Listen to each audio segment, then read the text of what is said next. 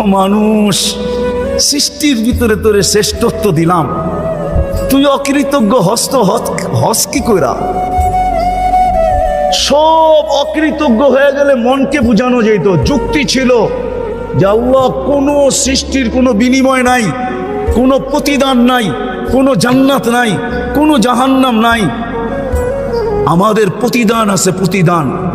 আমাদেরকে কিনবেন তো জান্নাত দিয়া কিনবেন। আল্লাহ ঘোষণা দিছে, আমি জান্নাত দিয়া কিনবো, কাগজ দিয়া না। তোমাকে আমি জান্নাত দিয়া কিনতে প্রস্তুত। ইন্নাল্লাহ হাশতারা, কোরআন বলে আমি তোমাকে জান্নাত দিয়া কিনবো। তোমার প্রতিদান আছে। তুমি সুবহানাল্লাহ বলতে দেরি, সৌরজগৎ অর্ধেক নেকি দিয়া ভরতে দেরি হয় না। অথচ সমগ্র সৃষ্টি জন্ম লগ্ন থেকে নিয়ে কিয়ামতের সকাল পর্যন্ত আল্লাহর গুণগান গাবে, গাইতেছে, গাইতে ছিল, গাইতে থাকবে। এক সেকেন্ডের জন্য বিমুখ হওয়া এদের জন্য সুযোগ নাই।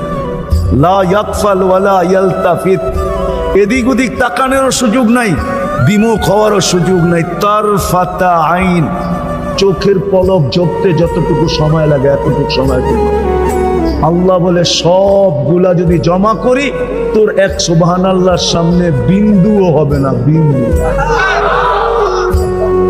এত বড় বিনিময় দিতেছেন। আল্লাহ বলে তুই অকৃতজ্ঞ হলি কি করে?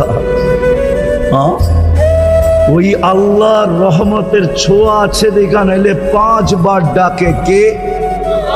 কে ডাকে? নিজের জন্য ডাকে? আমার জন্যই তো ডাকে। আমাকে মূল্যায়িত করার জন্য, মূল্যবান বানানোর জন্যই তো ডাকে।